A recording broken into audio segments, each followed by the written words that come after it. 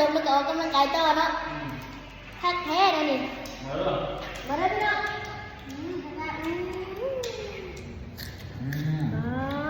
เจ๋ว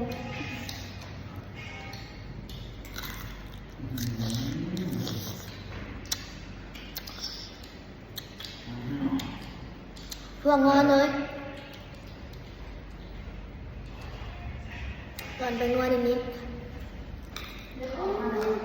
ทำไมมาอีกแล้วเห็นบอกอัปเดตสถานการณ์นี่อาจารย์เอาทำไมล่ะป้าเอาวันนี้เจ้าพี่งกเบิดมาเล่นเลย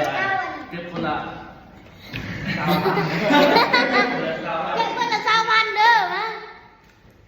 ศูนย์ออกกำลังกายนี่ได้ด้วยนี่เนาะมีครบอาจารย์ซื้อเท่านี้เท่าไหร่นี่มาใหม่อีกแล้วนี่6 ล้านโอ้ยงกแล้วออกกัน6 ล้านเนาะว่าไม่คือคนไม่ถูกเลย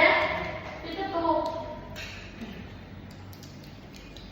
เครื่องออกกำลังกายกับเพลงด้วยเนาะ